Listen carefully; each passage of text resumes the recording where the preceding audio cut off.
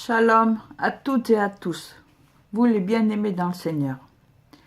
Je remercie le Seigneur pour l'opportunité qu'il me donne de m'adresser à vous. En fait, je ne viens pas de moi-même. C'est l'Éternel qui m'a demandé de faire cette vidéo afin de vous parler de quelque chose de très important. Je veux d'abord remercier le Seigneur. Père éternel, tu m'as demandé de faire cette vidéo. Tu m'as demandé de parler à ton peuple. Aussi, Seigneur, ce n'est pas moi qui vais parler, mais toi. Je m'efface devant ta face, Seigneur, afin que le message qui va être transmis ne vienne pas de moi, que ma chair s'efface et que ce soit ton esprit, Seigneur, ton Saint-Esprit qui prenne toute la place. Prends la place, Seigneur. Prends la place de ma bouche. Prends ma bouche et fais-en ce que tu voudras. Prends ma langue et fais-en ce que tu voudras. Qu'à toi seul revienne toute la gloire, Seigneur. Dans le nom tout-puissant de Yeshua Mashiach, Jésus-Christ de Nazareth, reçois toute la gloire. Amen. Je vais d'abord commencer par vous dire que je vous aime et que je suis là devant vous, non pas de ma propre volonté, mais de celle de l'Éternel. Nous allons commencer par aller dans Proverbes chapitre 25, verset 2. La gloire de Dieu, c'est de cacher les choses, mais la gloire des rois, c'est de scruter les choses. Dans Proverbe 24, il est dit au verset 1 et 2, « N'envie pas les hommes mauvais et ne désire pas être avec eux, car leur cœur médite la ruine et leurs lèvres causent de la peine. » Apocalypse 8 définit qui est Dieu, qui est Jésus. « Je suis l'alpha et l'oméga, dit le Seigneur Dieu, celui qui était et qui vient, le Tout-Puissant. » Nous allons aller maintenant dans Ésaïe 53. Je sais que beaucoup d'entre vous le connaissent, mais il est nécessaire que je vous le lise. « Qui a cru à ce qui nous était annoncé? À qui le bras de l'Éternel s'est-il révélé? Il s'est élevé devant lui comme un rejeton, comme une racine qui sort d'une terre assoiffée. Il n'avait ni apparence ni éclat pour que nous le regardions, et son aspect n'avait rien pour nous attirer. Méprisé et abandonné des hommes, homme de douleur, habitué à la souffrance, semblable à celui devant qui l'on se voile la face. Il était méprisé. Nous ne l'avons pas considéré. Certes, ce sont nos souffrances qu'il a portées, c'est de nos douleurs qu'il s'est chargé. Et nous l'avons considéré comme atteint d'une plaie, comme frappé par Dieu et humilié. Mais il était transpercé à cause de nos crimes, écrasé à cause de nos fautes. Le châtiment qui nous donne la paix est tombé sur lui. Et c'est par ses meurtrissures que nous sommes guéris. Nous étions tous errants comme des brebis. Chacun suivait sa propre voie, et l'Éternel a fait retomber sur lui la faute de nous tous. Il a été maltraité, il s'est humilié, il n'a pas ouvert la bouche. Semblable à l'agneau qu'on mène à la boucherie, à une brebis muette devant ceux qui la tondent. Il n'a pas ouvert la bouche, il a été emporté par la violence et le jugement. Dans sa génération, qui s'est soucié de ce qu'il était retranché, de la terre des vivants, à cause des crimes de mon peuple, de la plaie qui les avait atteints. On a mis sa tombe parmi les méchants, son sépulcre avec le riche, quoiqu'il n'ait pas commis de violence et qu'il n'y ait pas eu de fraude dans sa bouche. Il a plu à l'Éternel de briser par la souffrance. Après s'être livré en sacrifice de culpabilité, il verra sa descendance et prolongera ses jours. Et la volonté de l'Éternel s'effectuera par lui. Après les tourments de son âme, il rassasiera ses regards par la connaissance qu'ils auront de lui. Mon serviteur juste justifiera beaucoup d'hommes et se chargera de leurs fautes. C'est pourquoi je lui donnerai beaucoup d'hommes en partage. Il partagera le butin avec les puissants, parce qu'il s'est livré lui-même à la mort et qu'il a été compté parmi les coupables, parce qu'il a porté le péché de beaucoup et qu'il a intercédé pour les coupables. Les coupables, les beaucoup, c'est nous tous. C'est de Jésus-Christ de Nazareth dont parle Ésaïe au chapitre 53. Dans Ézéchiel 33, il nous dit ceci.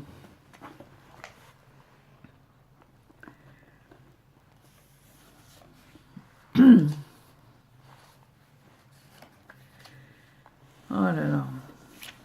Ézéchiel 33. Le prophète sentinelle. Fils de l'homme, parle aux gens de ton peuple, tu leur diras. Lorsque je fais venir l'épée contre un pays et que le peuple du pays prend dans ses rangs quelque homme et l'établit comme sentinelle, si cet homme voit venir l'épée contre le pays à cause, sonne du corps et avertit le peuple. Et si celui qui entend le son du corps ne se laisse pas avertir et que l'épée vienne l'enlever, son sang sera sur sa tête. Il a entendu le son du corps et il ne s'est pas laissé avertir. Son sang sera sur lui. Celui qui se laisse avertir sauvera sa vie. Si la sentinelle voit venir l'épée et ne sonne pas du corps, si le peuple n'est pas averti et que l'épée vienne enlever quelqu'un, celui-ci sera enlevé à cause de son injustice. Mais je réclamerai son sang à la sentinelle. Toi, fils de l'homme, je t'établis comme sentinelle sur la maison d'Israël. Tu écouteras la parole qui sort de ma bouche et tu les avertiras de ma part. Quand je dirai au méchant, méchant, oui, tu mourras, si tu ne parles pas pour avertir le méchant au sujet de sa conduite, ce méchant mourra à cause de son injustice, mais je te réclamerai son sang. Mais si tu avertis le méchant pour le détourner de sa conduite et qu'il ne se détourne pas de sa conduite, il mourra dans son injustice et tu sauveras ta vie. Et toi, fils de l'homme, dis à la maison d'Israël, vous dites, nos crimes et nos péchés sont sur nous et c'est à cause d'eux que nous sommes frappés de langueur. Comment pourrions-nous vivre? Dis-leur, je suis vivant, oracle de l'Éternel. Le Seigneur, ce que je désire, ce n'est pas que le méchant meure, c'est qu'il change de conduite et qu'il vive. Revenez, revenez de vos mauvaises voies. Pourquoi devriez-vous mourir, maison d'Israël? Et toi, fils de l'homme, dis aux gens de ton peuple, la justice du juste ne le délivrera pas le jour où il commettra un crime. Et le méchant ne trébuchera pas par sa méchanceté le jour où il s'en détournera, de même que le juste ne pourra pas vivre par sa justice le jour où il commettra un péché. Lorsque je dis du juste, oui, il vivra, s'il se confie dans sa justice et commet l'injustice, on ne se souviendra plus d'aucun de ses actes justes. Il mourra à cause de l'injustice qu'il a commise. Lorsque je dis au méchant, oui, tu mourras, s'il se détourne de son péché et pratique le droit de la justice, si le méchant rend le gage, restitue ce qu'il a dérobé, suit les prescriptions qui donnent la vie sans commettre l'injustice, oui, il vivra, il ne mourra pas. On ne se souviendra d'aucun des péchés qu'il a commis. Il pratique le droit et la justice, oui, il vivra. Maintenant, je vais vous lire ce que Joël dit. Vous savez, ce n'est pas facile de se mettre devant vous et de dire, vous tous, repentez-vous et revenez à Dieu. Parce que nous sommes tous des êtres humains, nous sommes tous nés dans le péché. Mais Jésus-Christ de Nazareth est venu, c'est Yeshua Mashiach, c'est le Messie, celui qui a été annoncé par les prophètes, celui qui est dans Genèse 3, 16, il est écrit que le Seigneur a couvert d'une peau le péché qu'avait commis, la nudité, donc le péché qu'a commis Adam et Ève. Pourquoi croyez-vous que le Seigneur nous demande de prévenir les gens? Pourquoi croyez-vous que le Seigneur nous met devant vous pour vous dire repentez-vous? car le royaume des cieux est proche. Repentez-vous, car Jésus revient bientôt. Vous ne savez ni à quelle heure, ni le jour où il arrivera, mais il va venir comme un voleur. Et si vous n'êtes pas comme la Vierge sage, avec votre lampe allumée et votre réserve, si vous n'avez pas le Saint-Esprit avec vous et que vous ne respectez pas ces commandements, dont le Shabbat, je signale au passage, qui est un commandement de Dieu, comment voulez-vous qu'il y ait qui que ce soit parmi vous qui revienne à Dieu, s'il n'y a pas quelqu'un pour leur dire « repentez-vous ». Jean le Baptiste l'a dit, il est là pour préparer le chemin du Seigneur. Je suis là aussi pour préparer la venue du Seigneur. Je suis là pour te dire « écoute, ça suffit, arrête de faire n'importe quoi. Tu as donné ta vie à Jésus. Mais si ce soir tu meurs, est-ce que tu es sûr que tu vas aller auprès du Seigneur ? Tu sais, ce n'est pas tous ceux qui disent Seigneur, Seigneur, qui entreront dans le royaume. Ce n'est pas tout cela, même si tu as délivré des captifs, même si tu as ressuscité des morts, même si tu as guéri les malades au nom de Jésus. Ce n'est pas pour cela que tu vas te retrouver auprès du Seigneur. Parce que si tu fais n'importe quoi, comment peux-tu faire n'importe quoi ? Toi, que tu sois simple fidèle ou homme de Dieu, ça n'a aucune espèce d'importance. Nous sommes tous des êtres humains. Mais, Jésus dit dans Matthieu, chapitre 28, versets 19 et 20, « Allez, faites de toutes les nations des disciples. » Il n'a pas dit « faites des chrétiens », il a dit « faites des disciples. » Baptisez-les au nom du Père, du Fils et du Saint-Esprit et enseignez-leur à garder tout ce que je vous ai prescrit. Il est dit dans Marc, chapitre 16, verset 15 au verset 18, « Allez dans le monde entier et prêchez la bonne nouvelle à toute la création. Celui qui croira et qui sera baptisé sera sauvé. Mais celui qui ne croira pas sera condamné. Voici les signes qui accompagneront ceux qui auront cru. En mon nom, ils chasseront les démons, ils parleront de nouvelles langues. Ils saisiront des serpents, s'ils boivent quelques breuvages mortels, il ne leur fera point de mal. Ils imposeront les mains aux malades et ceux-ci seront guéris. » Dans Jean 3, 16, 17 et 18, qu'est-ce qu'il dit le Seigneur ?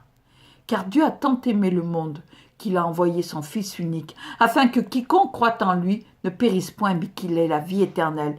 Jésus n'est pas venu dans le monde pour juger le monde, mais pour que le monde soit sauvé par lui. » Il dit aussi dans Jean chapitre 6, verset 27, « Travaillez, non en vue de la nourriture qui périt, mais en vue de la nourriture qui subsiste pour la vie éternelle, celle que le Fils de l'homme vous donnera, car c'est lui que le Père, le Dieu, a marqué de son sceau. » Dans Jean 17, il explique, vous le lirez chacun de votre côté, Jean chapitre 17, il dit bien qui il est, que celui qui l'a vu a vu le Père, que celui qui accepte Jésus dans son cœur reçoit le Père, le Fils et le Saint-Esprit.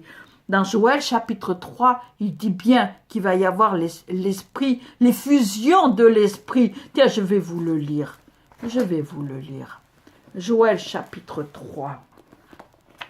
Mais Joël chapitre 3 est très important et c'est grave, c'est très grave que le Seigneur soit obligé de faire lever des femmes pour parler, parce qu'il y a beaucoup d'hommes qui sont tordus, il y a beaucoup de femmes qui sont tordues. Moi, il m'a demandé de me lever et de dire non, ça suffit, arrêtez de faire n'importe quoi, arrêtez de prendre les gens pour des imbéciles, arrêtez. Comment pouvez-vous, je ne vous comprends pas. Jésus a donné sa vie, il a versé son sang, il a souffert le martyre, il a donné sa vie en rémission de nos péchés. Comment pouvez-vous pécher sans avoir le cœur meurtri? Moi, quand je dis une mauvaise parole ou que je fais quelque chose qui blesse l'esprit, je suis meurtri à l'intérieur de moi et je ne veux pas recommencer. Je fais tout pour ne pas recommencer. Comment pouvez-vous vous tourner vers des gens qui qui pratiquent la sorcellerie? Comment pouvez-vous vous adresser à du vaudou? Comment pouvez-vous vous adresser à des faux dieux? Pourquoi cherchez-vous à attirer la colère de Dieu? Pourquoi? Repentez-vous tous, sans exception. Demandez chaque jour pardon à Dieu et revenez. Il dit, le Seigneur, revenez à moi et je reviendrai à vous. Je ne veux pas qu'aucun de vous ne meure, mais qu'il se repente et qu'il revienne. Et là, je lui donnerai la pluie de l'arrière-saison. La première et l'arrière-saison. On va regarder Joël chapitre 3. Qu'est-ce qu'il dit? C'est très important. Après cela, je répandrai mon esprit sur toute chair. Vos fils et vos filles prophétiseront. Alors, celui qui est misogyne, eh bien, il peut aller se coucher. Alors, soit il déchire la parole de Dieu, soit il va se coucher, il se lève plus. Parce que c'est bien marqué, vos fils et vos filles prophétiseront. Et vos jeunes gens ont des visions. Vos anciens auront des songes et vos jeunes gens des visions. Même sur les serviteurs et sur les servantes, en ces jours-là, je répandrai mon esprit. Je ferai paraître des prodiges dans le ciel et sur la terre. Qu'est-ce qu'il dit maintenant? Pourquoi il fait ça, le Seigneur? Pourquoi il répand son esprit partout? Parce qu'il va faire paraître des prodiges dans le ciel et sur la terre. Du sang, du feu et des colonnes de fumée.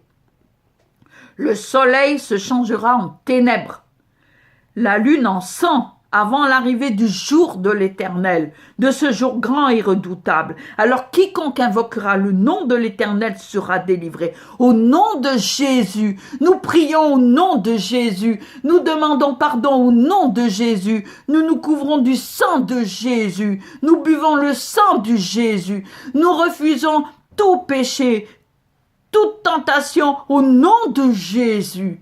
Le nom de Jésus-Christ de Nazareth est un nom puissant, mais il n'est pas un nom qu'il faut prendre à la légère. Il ne faut pas utiliser le Saint-Esprit quand on en a besoin, de dire Saint-Esprit, je veux ça et je veux ça et je veux ça. Le Seigneur dit dans sa parole, demandez à Dieu la sagesse et il vous la donnera sans compter. Ne cherchez pas les choses vaines de ce monde, parce que quand vous allez mourir, tout cela vous ne l'emporterez pas. Mais si vous allez mourir ce soir, est-ce que vous êtes sûr? Est-ce que vous êtes sûr? Est-ce que tu es sûr que tu vas aller auprès du Seigneur? Beaucoup d'entre vous se plaignent. Beaucoup se plaignent, je suis malade, je suis fatigué, je suis ceci, je suis cela. Mais est-ce que vous ne cherchez pas d'où vient la source? Est-ce que vous ne pensez pas que simplement le fait de changer de comportement, de se repentir, est-ce que vous ne pensez pas que ça suffirait pour enlever beaucoup de vos problèmes? Beaucoup de vos problèmes disparaîtraient? Moi, je peux vous le garantir, parce que moi, je suis une grâce de Dieu. Dieu m'a fait grâce. Il m'a fait grâce. Ah oui, la grâce de Dieu, on en fait n'importe quoi. Tout est permis, mais tout n'est pas utile. C'est du n'importe quoi, il faut arrêter ça aussi. Il faut arrêter. La grâce de Dieu, c'est pas en vain. La grâce de Dieu, c'est pour pouvoir s'approcher du trône. N'oubliez pas, nous sommes l'olivier greffé, l'olivier sauvage greffé sur l'olivier franc. Nous sommes greffés sur le peuple d'Israël. Et le peuple d'Israël est un peuple qui est saint, qu'il ne faut pas toucher. Quoi qu'il fasse, quoi qu'il se passe, ne touchez pas au peuple d'Israël. Ne touchez pas aux Juifs. Parce que les Juifs, s'il n'y avait pas les Juifs, on n'aurait pas eu Jésus. Ne l'oubliez pas. Jésus a donné sa vie pour nous. Justement, il s'est occupé d'ouvrir nos yeux. Il a ouvert notre cœur. Il a répandu son esprit sur chacun de nous. Mais c'est afin que tous puissent venir se repentir, venir devant le trône de Dieu. C'est ça la grâce. C'est ça. C'est pas de faire ce qu'on veut, quand on veut, comme on veut. Non. La grâce, c'est de pouvoir s'approcher du trône de Dieu et de dire « Pardon, Seigneur, pardonne-moi. Jésus est mort pour moi sur la croix. Il a versé son sang pour moi. Pardon, Seigneur. Aide-moi, Seigneur. Par ton esprit, montre-moi ce qui ne va pas afin que je puisse changer. » Et je vous assure, Je n'ai pas eu besoin qu'on m'impose les mains. Je mentais comme je respirais. J'étais une femme de mauvaise vie. J'étais une femme de mauvaise vie. Je faisais n'importe quoi. Je disais n'importe quoi. Jusqu'au jour où le Seigneur Jésus s'est manifesté à moi. Je l'ai vu de mes yeux. Je l'ai vu. Il m'a parlé. Vous savez, chacun de nous a une mission à accomplir sur cette terre. Mais le Saint-Esprit, l'Esprit est répandu sur toute chair, mais le Saint-Esprit, il n'est accordé qu'à ceux qui le désirent vraiment. Il n'y a que ceux qui cherchent vraiment le Saint-Esprit qui peuvent l'avoir. Parce que le Saint-Esprit convainc de péché, de justice et de jugement. Il faut cesser de prendre le Saint-Esprit pour un yo-yo. C'est pas un yo-yo. Non, c'est pas un yo-yo, c'est pas un jouet qu'on prend et qu'on jette quand on n'en a pas besoin. Non, le Saint-Esprit est là pour nous faire grandir dans la sanctification. Chaque fois que vous vous rendez compte que vous avez mal agi, demandez pardon. Demandez pardon. Et revenez au Seigneur et il revient vers vous. Vous savez, il est écrit 6 fois le juste tombe et 7 fois il se relève. Vous pouvez tomber. Vous pouvez flancher. L'apôtre Paul disait « Je fais ce que je ne veux pas et ce que je veux, je ne le fais pas. » Pourquoi? Parce qu'on a tous le péché en nous, à l'origine. Donc, quand on marche avec le Seigneur, on marche dans la sanctification. Alors, je m'adresse d'une part à vous, mes enfants spirituels, vous, mes enfants au travers du monde. Gardez les yeux fixés sur Jésus. Gardez les yeux fixés sur Jésus. Que tu sois un simple fidèle ou que tu sois un homme de Dieu, servante de Dieu, je t'en supplie, garde les yeux fixés sur Jésus. Repens-toi tous les soirs, et fais attention. Quand tu conduis le peuple que le Seigneur t'a mis à ta disposition, ce ne sont pas tes brebis. Ce sont les brebis de Jésus. Ce sont les brebis du Père. Ce ne sont pas les tiennes. Moi, je sais que je suis passée dans beaucoup d'églises. Oui, beaucoup d'églises. Le Seigneur m'a montré beaucoup de choses. Beaucoup. Mais si j'avais pu rester dans une église, j'y serais restée. Ça n'a pas été ma mission. Mais je n'en veux absolument à personne. J'ai pris ce qui était bon pour moi. Et j'ai voulu grandir avec ce qui est bon pour moi. Mais toi, ne regarde pas les défauts de l'homme de Dieu. Tu es dans son église, ne regarde pas ses défauts. Avance, écoute l'enseignement, écoute le Saint-Esprit. Si tu trouves que ce n'est pas ta place, alors va dans une autre église. Cherche une où tu seras à ta place, où tu sentiras qu'il y a le Saint-Esprit, parce qu'il y a il y a des endroits où il n'y a pas le Saint-Esprit. Les églises catholiques, ce ne sont pas des églises, ce sont simplement des bâtiments. Il n'y a pas le Saint-Esprit dedans. C'est bourré de faux dieux, c'est bourré d'idoles. Jésus-Christ de Nazareth est le seul Seigneur. C'est le seul Sauveur. Il n'y en a pas d'autre. Ne prie pas Marie, ne prie pas les saints. Ils sont tous morts. Ils vont ressusciter, oui, mais ils vont ressusciter quand le Seigneur l'aura décidé. Pas avant. C'est Jésus-Christ de Nazareth qui est ressuscité d'entre les morts et qui est vivant pour l'éternité. Nous serons changés de gloire en gloire chaque fois que nous sommes transformés par notre intelligence. Nous sommes transformés de gloire en gloire pour ressembler de plus en plus à ce que le Seigneur attend de nous. Mais c'est un travail de chaque jour, un travail de longue haleine. Alors, ne baissez pas les bras, je vous en supplie. Tournez-vous vers Jésus. Arrêtez de salir les uns les autres. Il n'y a personne de parfait. Personne n'est parfait. Je prie pour vous, hommes de Dieu, qui avez chuté. Je prie pour vous, hommes de Dieu, qui vous êtes détournés, afin que vous reveniez vers le Seigneur. Mais je ne vous jugerai jamais. Par contre, vous, je ne vous juge pas. Mais vos œuvres, si elles sont mauvaises, je suis là pour les dénoncer. Je ne donnerai jamais de nom, parce que la personne qui a fauté le sait. Elle se reconnaît. Moi, je ne suis pas quelqu'un qui est là pour dénoncer. Non, ça ne m'appartient pas. D'ailleurs, je ne le ferai jamais. La seule chose que je dénonce, ce sont les œuvres des ténèbres.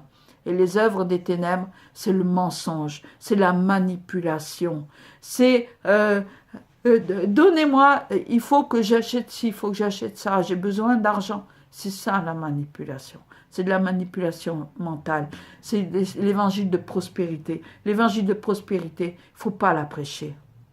Nous devons donner nos dîmes et nos offrandes. Oui, il faut prêcher là-dessus. Parce que la dîme ne nous appartient pas. Il y a la dîme financière, mais il y a la dîme du temps aussi. Le Shabbat est la dîme du temps. Le Shabbat ne nous appartient pas. C'est un jour qui est mort, qui est entièrement consacré à Dieu. Respectez le Shabbat. Respectez les commandements de Dieu. Et surtout, n'oubliez pas, Dieu est un Dieu jaloux. Dieu est un Dieu jaloux. Il est jaloux. Il ne supporte pas qu'on s'adresse à quelqu'un d'autre. On ne peut pas manger à la table du Seigneur et manger à la table de Satan. C'est pas possible. On peut pas. On peut pas dire Seigneur, je t'aime et être toujours là. Dès qu'il y a un petit truc, hop, on s'adresse à un tel, on s'adresse à un tel. Adresse-toi à Dieu premièrement, d'accord? Adresse-toi à Dieu. Parce que Dieu, combien de fois j'ai vu sa main? Combien de fois j'ai vu sa main? Je suis restée combien de fois sans argent, sans rien du tout, parce qu'on était dans une situation, mon défunt époux, l'apôtre Patrick Dufresne, c'est vrai que je ne me suis pas présentée, mais vous me connaissez tous. Je suis maman Dufresne, Marie-Madeleine, oui, et je suis là, je suis votre servante. Mais je suis aussi là pour vous remonter les bretelles. Je suis là pour vous dire que le Saint-Esprit est attristé. Le Saint-Esprit a de la peine. Jésus pleure. J'ai vu Jésus pleurer. Je l'ai vu. Vous savez, ne jouez pas à ça. Ne jouez pas à ça. Ne prenez pas Dieu pour votre porte-monnaie. Non. Dieu donnera à chacun ce dont il a besoin en son temps. Ne cherchez pas à vous enrichir. Ne cherchez pas. Cherchez premièrement le royaume de Dieu et toutes choses vous seront données en plus. Dans les évangiles, Jésus raconte, il est écrit que les oiseaux ne sèment ni ne moissonnent, pourtant Dieu qui est dans les cieux les nourrit chaque jour. Il peut vous retirer le souffle de vie. Il peut te retirer le souffle de vie ce soir. Et si tu ne t'es pas repenti sincèrement, alors là, c'est l'enfer pour l'éternité. Ne souriez pas. L'enfer, ce n'est pas marrant. L'enfer, c'est les flammes et les souffrances éternelles. Le Seigneur, un jour, j'ai voulu savoir ce que c'est que l'enfer. Il m'a montré. Je vous assure, je tremble rien qu'à de me rappeler ce que j'ai vu. Non, je ne peux pas. Il y a beaucoup trop de gens qui racontent ce genre de choses. Moi, la seule chose que je peux vous dire, c'est que c'est horrible. C'est horrible, c'est horrible. Il n'y a pas de mots d'horreur. Les films d'horreur que vous voyez à la télé ou au cinéma, c'est de la rigolade à côté. C'est de la rigolade. Je vous le dis. C'est de la plaisanterie à côté. C'est de la gnognotte. Et l'enfer, c'est éternel. Le Seigneur Jésus parle de cela justement. Lisez la parole de Dieu. Méditez-la. Méditez et priez sans cesse. Parlez au Seigneur. C'est ce qu'il vous demande. Il veut. Il nous a créés pour avoir une relation d'amour avec lui. Où est l'amour de Dieu? Où est l'amour de Dieu? Où est cet amour? Où il est? Où il est cet amour? Lui qui n'a pas hésité à donner son fils unique. Où il est cet amour? Pratiquez l'amour de Dieu. Pratiquez l'amour de Dieu. Le véritable amour, comme il est écrit dans 1 Corinthiens 13. Je vous laisserai le soin de le lire. À présent, j'ai terminé. Ce que le Seigneur voulait que je vous dise, je l'ai dit. Maintenant, que celui qui a des oreilles entende ce que l'Esprit de Dieu veut lui dire. Amen. Je vous aime sincèrement. À bientôt.